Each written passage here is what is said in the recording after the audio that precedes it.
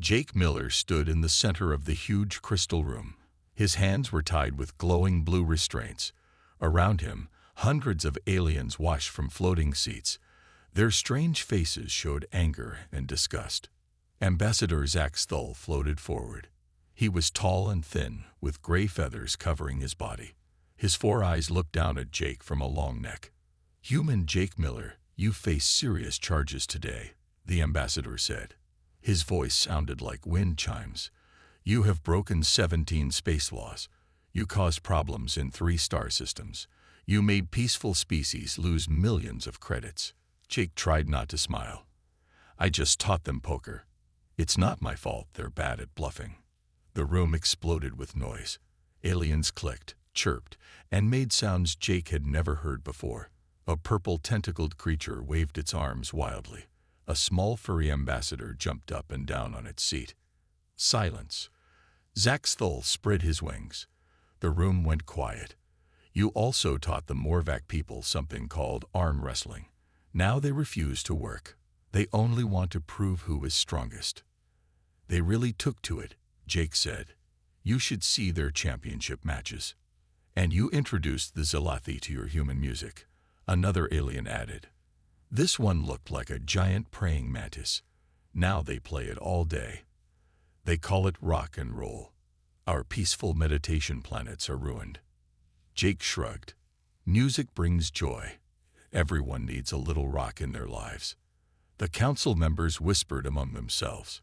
Their different languages mixed together like a broken radio. Finally, Zach Thull raised a wing for silence.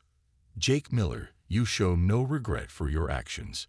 You continue to spread dangerous human ideas across the galaxy. We have decided your punishment." The lights in the crystal room dimmed. A huge screen appeared in the air. It showed a planet covered in storms and darkness. "You will be sent to Xyrion Prime," Zach Thull announced. "It is the deadliest world we know. No one has ever survived more than 2 days there." The screen zoomed in. Jake saw purple sand and strange moving plants. Lightning struck the ground every few seconds. Weird creatures with too many legs ran across rocky hills. "The gravity is 3 times Earth normal," an alien scientist explained. "The air is full of poison. The temperature reaches 140 degrees in the day. At night, it drops to -50. The sand is acid." Another added. "The plants eat meat. Every animal is a predator. Even the rain can kill you." Jake looked at the screen with interest. "Sounds like this place needs some human touch." "This is not a joke." Zach Thull's feathers stood up. "You will be alone. No tools. No weapons. No help will come." "When do I leave?" Jake asked. The council members looked confused. They expected fear, begging, maybe tears. Not this calm acceptance. "Tomorrow morning," Zach Thull said slowly. "You will have 1 small transport pod. It will crash on the surface. After that, you are on your own." "Can I bring a deck of cards?" Jake asked. "No," several aliens shouted at once. Jake nodded. "Fair enough. Any message you want me to deliver to the previous victims. Or wait, there aren't any, right?" "Guards, take him away," Zach Thull ordered. "May the stars have mercy on you, human. Xyrion Prime will not." As the guards led Jake out, he heard one alien whisper to another. "Why does he look excited?" "Humans are insane," the other replied. "They think danger is fun." Jake smiled as they pushed him through the crystal doors. He had spent 3 years traveling the galaxy, sharing human culture with aliens who had never seen anything like it. Now they were sending him to a Deathworld. He thought about all the camping trips he had taken on Earth. The time he got lost in the Amazon for a week. The mountain climbing accident that left him hanging from a cliff for 6 hours. Xyrion Prime would be different. But Jake had learned something important about humans that the aliens didn't understand. Humans didn't just survive challenges. They conquered them. As the cell door closed behind him, Jake started planning. Tomorrow would be interesting. The transport pod shook violently as it entered Xyrion Prime's atmosphere. Jake sat strapped in the single seat, watching orange flames dance across the small window. The aliens had programmed the pod to crash. They wanted to make sure he had no way to escape. 3 minutes to impact, the computer announced in a flat voice. Jake checked his restraints one more time. The pod had basic supplies meant to last a few hours. The aliens probably thought he would use them for a final meal. Jake had other plans. The ground rushed up fast. Purple sand dunes stretched to the horizon. 3 suns burned in the green sky. Lightning struck the surface every few seconds, leaving glass craters behind. 10 seconds to impact. Jake took a deep breath and relaxed his muscles. The pod hit the ground hard, bouncing twice before sliding down a steep dune. Metal screamed and tore. Sparks flew everywhere. The pod finally stopped, half buried in the purple sand. Jake unbuckled and kicked open the vent door. Hot air rushed in, thick with strange smells. He stepped out onto the sand and immediately jumped back. Smoke rose from where his boots had touched the ground. Acidic sand. Right. Jake grabbed a metal panel from the pod's hull. He placed it on the sand and stood on it. First problem solved. The 3 suns beat down without mercy. Jake's skin started to burn after just a minute. He pulled more metal sheets from the wreckage and built a simple shelter against the pod. A sound made him freeze. Something was moving in the sand nearby. 6 shapes emerged from behind a rock formation. They looked like wolves, but with 6 legs, crystal teeth, and glowing red eyes. Their black shells reflected the harsh sunlight. The pack spread out, surrounding Jake. They moved like hunters who knew their prey was trapped. The largest one, clearly the leader, stepped forward. Its teeth sparkled as it opened its mouth. Jake didn't run. He grabbed a long metal bar from the wreckage and held it like a spear. The creatures stopped, confused. Prey always ran on this world. New rule, boys, Jake said calmly. I'm not prey. I'm competition.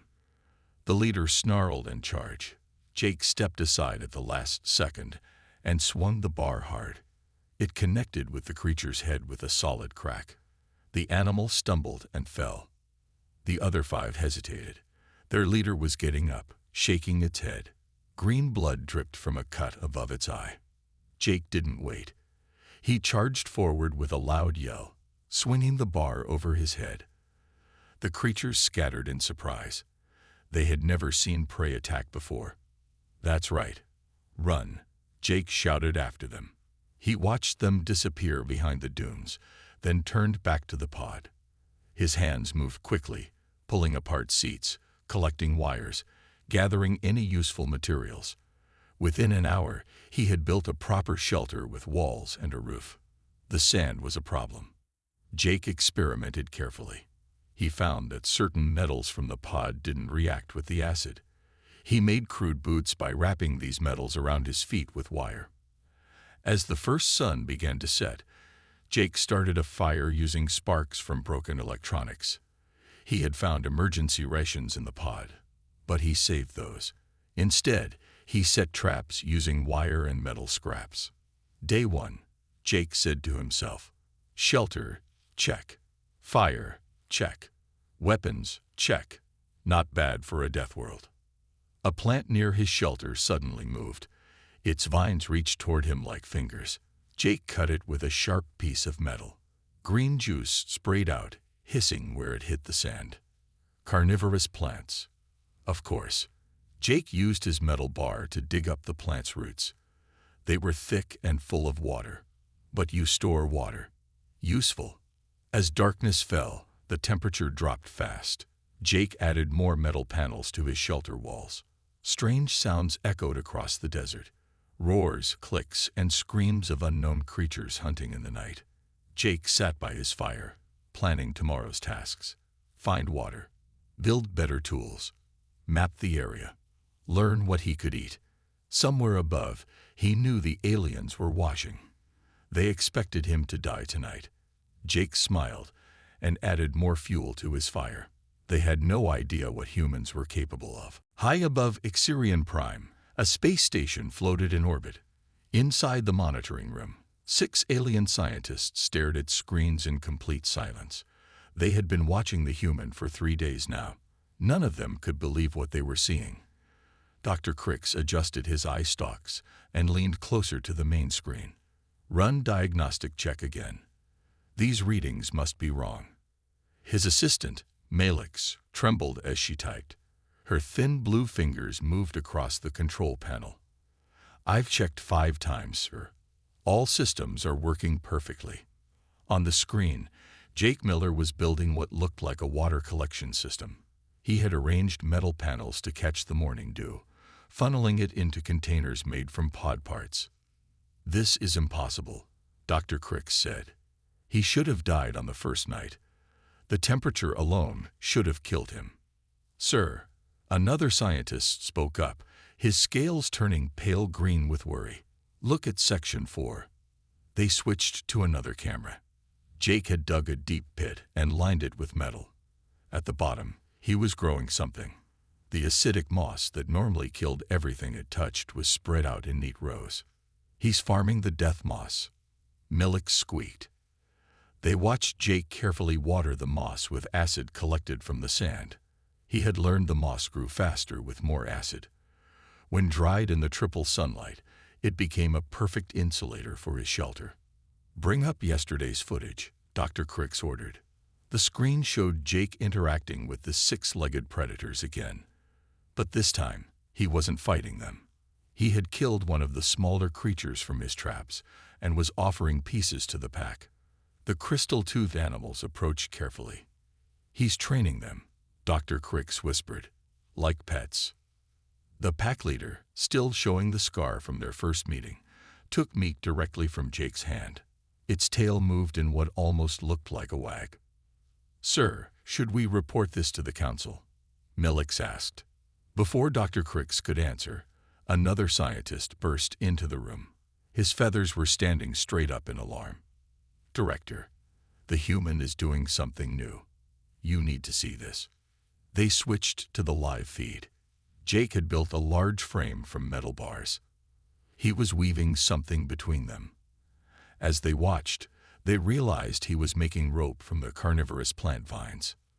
Those vines dissolve flesh on contact, Milix said weakly. Jake had discovered that when dried and braided correctly, the vines lost their acidic properties but kept their strength.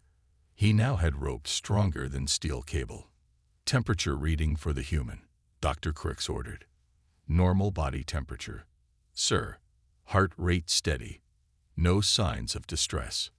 Down on the surface, Jake was testing his new rope by using it to climb a tall rock formation. At the top, he could see for miles in every direction.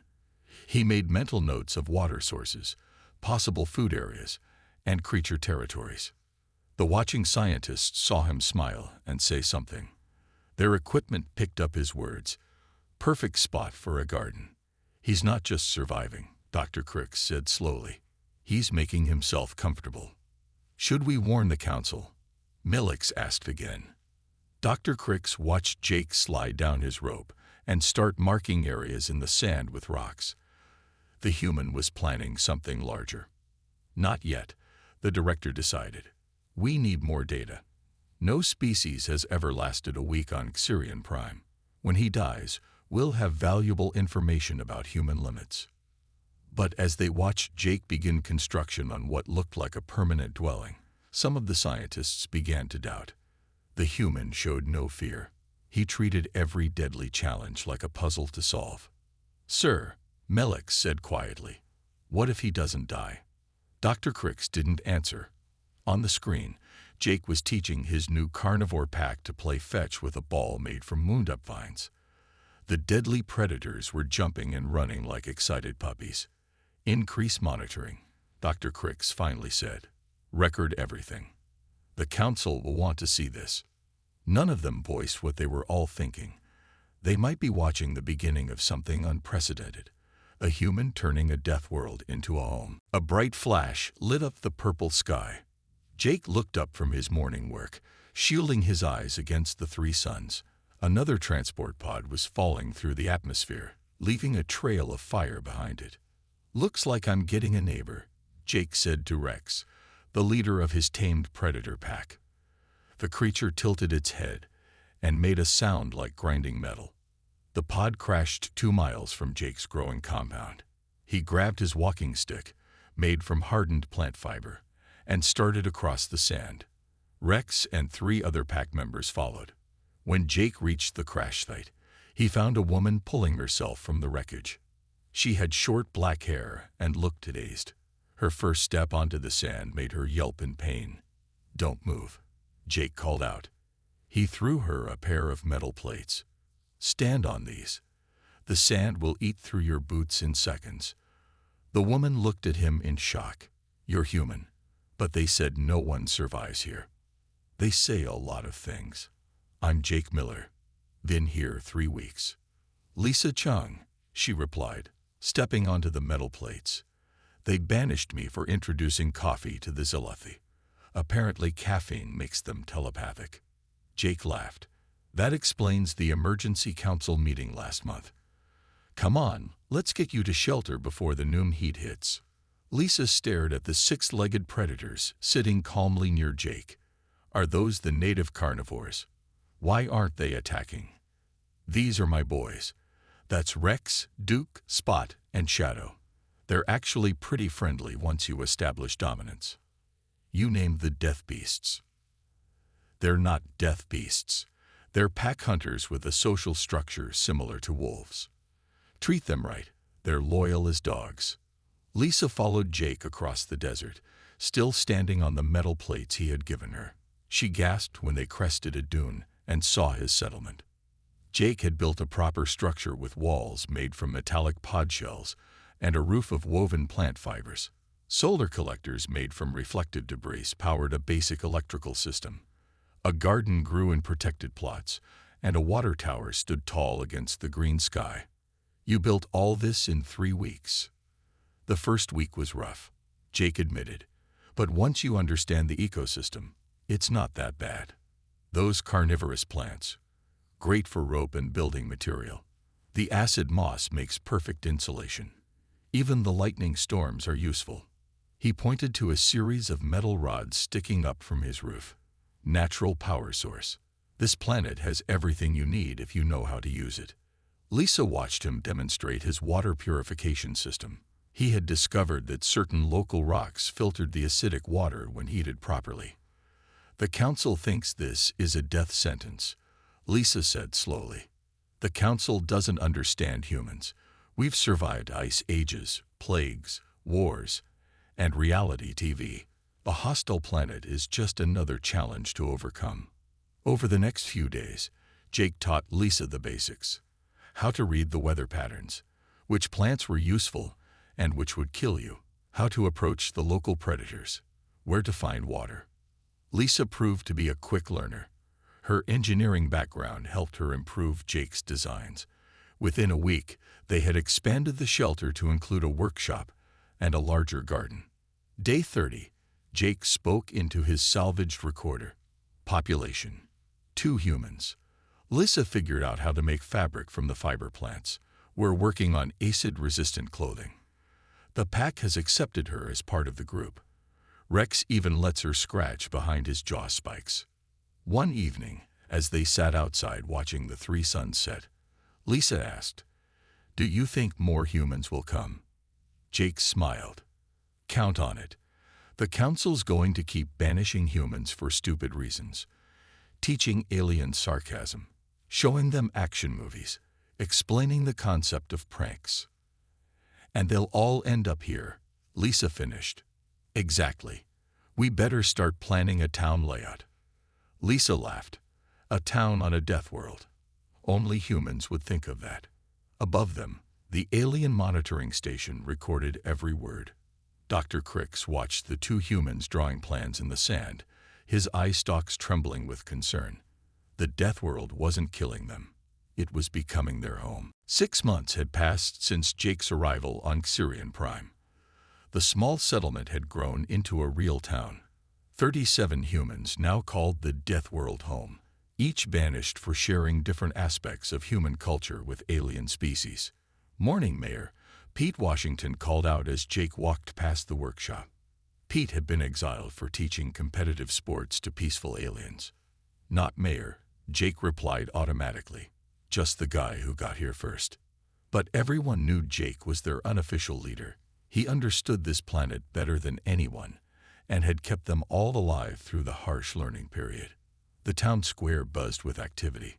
Maria Rodriguez, banished for teaching aliens how to lie, was organizing the weekly market. Humans traded goods and services using a point system Jake had designed. Fresh doomed fruit, Maria announced. Sweet once you remove the poisonous seeds. Sam Kim worked nearby, building furniture from the metal hardwood of spinner trees. He had been exiled for explaining practical jokes to aliens who took everything literally. Jake, Lisa called from the power station. The lightning catchers are at full capacity. We need to expand the battery storage. Jake nodded. Put it on the list for tomorrow's town meeting. The settlement had proper streets now, laid out in a grid pattern. Each building served a purpose. Houses with thick walls for protection. Workshops for creating tools and clothing. A medical center run by Dr. Alice Park, banished for explaining horror movies to sensitive species. Incoming, someone shouted. Everyone looked up to see another transport pod burning through the atmosphere. This was the 5th one this week. That's got to be Kevin, Pete said. He said the council was mad about him teaching aliens to play poker. The pod crashed in the designated landing zone Jake had cleared outside town. A rescue team headed out immediately, led by Rex and the other tamed predators. As the town grew, so did their understanding of Xyrion Prime. They discovered the giant sandworms were actually harmless if you didn't disturb their nests. The screaming night birds could be trained to act as alarm systems. Even the acid rain had uses when collected properly. Population report, Jake announced at the evening gathering. 37 humans, 12 domesticated predator packs. Crop yield up 20%. No deaths, no serious injuries. The crowd cheered. On any other world, this would be normal. On Xyrion Prime, it was a miracle. After the meeting, Jake found Lisa working on her latest project. She had figured out how to make glass from the lightning-struck sand and was building greenhouses. The monitoring station sent another probe today, she said without looking up. I saw it. Let them watch. The aliens couldn't understand what was happening. Every human exile arrived expecting death and instead found a growing community. The banned humans were turning their punishment into opportunity. That night, Jake walked the perimeter with Rex. The predator had grown larger on a steady diet, his crystal teeth gleaming in the light of 3 moons. Other pack members patrolled nearby, keeping watch for threats. Jake stopped at the memorial stone they had erected. Not for the dead, because there were none, but for Earth. None of them could go home, but they had built something new here. A distant roar echoed across the desert. Rex's ears perked up, but he didn't seem concerned. Just the mountain cats, Jake said, patting the creature's armored hide. They know better than to come close. The human settlement glowed with lights powered by lightning. Laughter drifted from the community center where Pete had organized game night.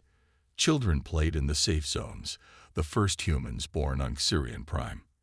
Jake smiled. The Galactic Council thought they were punishing humanity by sending their troublemakers to a Deathworld. Instead, they had given humans a new frontier to conquer. Tomorrow we start building the spaceport, Jake told Rex. Can't rely on crash landings forever. Rex made his grinding metal sound of agreement. In the distance, another pod appeared in the night sky. Another human joining their growing town. Another piece of humanity's future on a world that was supposed to kill them all. The Galactic Council chamber was in chaos. Representatives from 50 different species shouted, clicked, and whistled all at once. Ambassador Zaxthul beat his wings for silence, his gray feathers ruffled with stress. Order. We must have order, he called out. The huge view screen showed live footage from Xyrion Prime. The human settlement had grown into a small city. Steam trains made from salvaged parts ran on tracks across the purple desert. Humans rode tamed predators through the streets. Children played in parks surrounded by domesticated carnivorous plants. "This is a disaster," clicked the Morvac representative. "Xyrion Prime was our ultimate punishment. Now look at it." The screen switched to show a beach resort. Humans had discovered that certain areas of the acid ocean were safe for swimming after neutralizing the water with local minerals. They had built cabanas and a bar serving fermented doom fruit cocktails. "They sent us a travel brochure," squeaked a small furry ambassador, waving a colorful pamphlet. "They call it the galaxy's most extreme adventure destination." Dr. Crix stepped forward to present his latest report. His eye stalks drooped with exhaustion from months of continuous observation. "The humans don't just adapt," he explained. "They transform hostile environments to suit their needs. What we consider deadly, they see as interesting challenges." The screen showed statistics: 0 human deaths, 500% population growth, successful domestication of 18 predator species, cultivation of 30 toxic plants for food and materials. "It gets worse," Dr. Crix continued. "Other species are starting to commit crimes hoping to be banished there." "Preposterous," Zach Thul exclaimed. Last week, the Venlathi ambassador was caught teaching her staff human card games. When questioned, she admitted she wanted to visit the Deathworld resort. The council erupted again. Some members demanded military action. Others suggested finding an even deadlier planet. A few quietly wondered if they could book vacations to Xyrion Prime. Furthermore, Dr. Crix added, the humans have started broadcasting. The room went silent. The screen changed to show a human news program. "Good evening from Xyrion Prime. This is Channel Death, bringing you news from humanity's newest colony. Today's weather, deadly as always. Perfect beach conditions at Acid Cove. The lightning storms will provide excellent power generation tonight." The anchor continued cheerfully. In local news, the Miller Racing League held its first sandworm rodeo. Pete Washington rode a full-grown worm for 8 seconds, setting a new record. And little Sarah Chen celebrated her first birthday yesterday, making her the first human born on Xyrion Prime. The council watched in horrified fascination as the program showed humans skiing down volcanic slopes, hang gliding in triple gravity, and hosting barbecues using lava pits. "They're not suffering," whispered the Zelathi representative. "They're having fun." Ambassador Zaxthul's feathers had turned pale. "What have we done?" The screen switched back to live footage. Jake Miller was leading a team to construct what looked like a communications array. "Sir," Dr. Crix said quietly, "they're building a transmitter powerful enough to reach other systems. They want to tell the galaxy about their success." "Can we stop them?" "How?" "If we send ships, we'd have to land on Xyrion Prime. Our people wouldn't survive an hour there." The feed showed Jake testing the transmitter. His voice came through clearly. "Hello, Galaxy. This is Jake Miller from New Xyrion City. We want everyone to know that humans are doing great here. Thanks to the Galactic Council for the free real estate. If any other humans are listening, we got cold beer and death-defying sports. Come on over." The transmission ended with a tourism advertisement. "Visit Xyrion Prime, where every day is an adventure and even the plants try to eat you. Human-guided tours available. Non-humans welcome but survival not guaranteed." The council sat in stunned silence. They had created the opposite of what they intended. Instead of a death sentence, they had given humanity a new home. Worse, they had made it sound appealing. Meeting adjourned, Zaxthul said weakly, "We need to rethink everything." As the ambassadors filed out, many secretly wondered what doom fruit cocktails tasted like, and whether humans really had tamed the acid sharks for surfing purposes. 1 year had passed since Jake's banishment. New Xyrion City had grown to 500 humans, and was now the fastest-growing colony in the galaxy. Jake stood on the observation deck of the newly built control tower, watching ships land at their spaceport. "Morning, Jake," Lisa said, joining him with 2 cups of doom fruit coffee. The Galactic Council sent another message. Jake took the cup and smiled. Let me guess. They want to negotiate again. They're getting desperate. 3 more species filed complaints yesterday. Apparently, their citizens are committing crimes just to get sent here. Through the window, they could see the city spreading across the purple desert. Tall buildings made from local materials rose against the green sky. The space elevator they were constructing would soon connect the surface to the orbital station the humans had repaired. Jake's communication device buzzed. Ambassador Zaxthel's worried face appeared on the screen. Human Miller, the alien began, his feathers drooping. The Galactic Council wishes to discuss a new arrangement. We're listening, Jake replied. Xyrion Prime was meant to be a punishment. You've turned it into a vacation destination. This cannot continue. Jake leaned back in his chair. Why not? We're not bothering anyone. We're just living our lives. You're disrupting the entire galactic order. Other species no longer fear banishment. Some are demanding to be sent to Deathworlds. The prison transport companies are selling luxury cruise packages. Lisa stifled a laugh. Behind Zaxthel, other council members could be seen arguing. What do you propose? Jake asked. We want to hire humanity as Deathworld consultants. You clearly have skills we don't understand. We'll recognize Xyrion Prime as a human colony in exchange for your help managing other dangerous worlds. Jake exchanged glances with Lisa. This was better than they had hoped. We'll need full autonomy on Xyrion Prime, Jake said. No interference from the council. Agreed. And payment for our consulting services. Of course. And formal apologies to every human you banished here. Zaxthel's feathers ruffled. That seems excessive. Those are our terms, Jake said firmly. After a long pause, Zaxthel nodded. The council accepts. As the communication ended, cheers erupted from the control room. Word spread quickly through the city. Humans gathered in the streets to celebrate. That evening, Jake addressed the colony from the city center. Behind him, the 3 suns set in a blaze of color, casting long shadows across the transformed landscape. 1 year ago, the Galactic Council sent me here to die, Jake began. They thought Xyrion Prime would break us.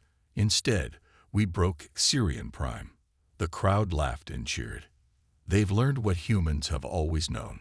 We don't just survive challenges. We conquer them. We don't just adapt to hostile environments. We make them ours. Pete Washington raised his glass. To Xyrion Prime. The best thing that ever happened to us. To humanity. Others shouted.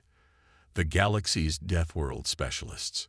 As the celebration continued into the night, Jake found himself on the edge of the city, looking out at the desert. Rex sat beside him, the massive predator now completely loyal to his human friend. You know what's funny? Jake said to the creature. They banished us as punishment, but they gave us exactly what humans have always wanted. A frontier to tame. A challenge to overcome. A new world to call home. Rex made his grinding metal sound of agreement. In the distance, a transport pod streaked across the sky. Another human coming home. Jake smiled, remembering his own arrival. The terrified alien council had no idea what they had started. Come on, boy, Jake said, standing up. Let's go welcome our new neighbor. As they walked back toward the city lights, Jake thought about the future. Humanity had dozens of Deathworlds to explore now. Each one a new adventure. Each one a new opportunity. The aliens had tried to destroy them with isolation and danger. Instead, they had given humanity the stars. 5 years had transformed Xyrion Prime from a Deathworld into the galaxy's premier adventure destination. Jake stood on the observation deck of the Central Spire, the tallest building in New Xyrion City, watching ships arrive from every corner of known space. Sir, the afternoon tour groups are ready, his assistant informed him. Jake nodded. As director of the Deathworld Development Corporation, he oversaw operations across 12 hostile planets, but Xyrion Prime remained special. It was where it all began. The city below buzzed with activity. Humans and aliens mingled in the streets, though the non-humans wore heavy protective gear. Tour buses made from converted sandworm shells carried visitors to various attractions. "Welcome to Thunder Falls," a guide announced to a group of tourists. The only waterfall in the galaxy made entirely of liquid lightning. "Please keep your protective suits sealed at all times." Lisa approached from the communications center. She now served as chief engineer for the entire human Deathworld network. "Jake, we just got approval for 3 more planets. The Council wants us to start immediately." "Which ones?" "Inferno AX, the volcanic world. Frost Hell, the ice planet where nitrogen falls as snow. And Venom Paradise, where every single life form is poisonous." Jake grinned. "Sounds like fun. Who's leading the teams?" "Pete wants Inferno. Says the lava surfing potential is incredible." Maria volunteered for Frost Hell. She's already designing heated habitats. Sam's taking Venom Paradise. He thinks the poisonous fruits might make interesting cocktails. Through the window, Jake could see the Memorial Plaza where his original crash site had been preserved. A monument stood there now, with the words, "On this spot, humanity learned that one person's death world is another's opportunity." "Boss," someone called. Jake turned to see Kevin Park, now running the entertainment district. "The monthly invasion is about to start. You want to watch from here." Jake checked his watch. Once a month, massive swarms of stellar wasps descended on the planet. What the aliens once considered a catastrophic event had become a spectator sport. "Send the signal to the defense teams. Let's give the tourists a show." Across the city, humans prepared for the invasion like a well-rehearsed performance. Anti-aircraft batteries made from modified carnivorous plants swiveled into position. Riders mounted their tamed flying predators. The city's children headed to reinforced viewing bunkers, excited for the monthly fireworks. The sky darkened as millions of wasps approached. Then the human defenses opened fire. Explosions lit the sky in brilliant colors. Flying predators engaged the swarms in aerial combat. The whole battle was over in 20 minutes, leaving the tourists amazed and the city unharmed. "Beautiful as always," Jake commented. That evening, Jake attended a celebration at the Earth Embassy. Humans who had been banished for the most ridiculous reasons shared stories and laughed about their former crimes. "Remember when they exiled me for explaining sarcasm?" Maria said, raising her glass. "Now they pay me to make ice planets livable." "Or me, banished for teaching them poker," added Kevin. "Now I run the biggest entertainment complex in the galaxy." Ambassador Zach Thull attended as an honored guest, his feathers now dyed in human fashion colors. He approached Jake with what passed for a smile on his beaked face. "You know," the ambassador said, "in a strange way, we did humanity a favor." Jake nodded. "You gave us what we needed most. New challenges, new frontiers, room to grow. And you showed us something important too," Zach Thull admitted. "That what we fear, others might embrace. That death and life are sometimes just matters of perspective." As the party continued, Jake stepped onto the balcony. The 3 moons of Xyrion Prime cast their light over the transformed landscape. Cities dotted the continents. Ships traveled the space lanes. Humans and aliens worked together on projects that once seemed impossible. A young human girl ran past, chasing a small domesticated predator. She had been born here, on this death world. To her, the acid rain and triple gravity were normal. The carnivorous plants were just part of the garden. The daily dangers were simply how life worked. Jake smiled. The Galactic Council had tried to destroy humanity with exile. Instead, they had given humans the greatest gift of all, a frontier without limits, challenges without end, and a future among the stars. And somewhere in the galaxy, on a dozen different death worlds, humans were proving the same point over and over again. What doesn't kill you makes you stronger. And what tries to kill humans usually ends up domesticated, commercialized, or turned into a tourist attraction. It was, as Jake often said, Just another Tuesday for humanity.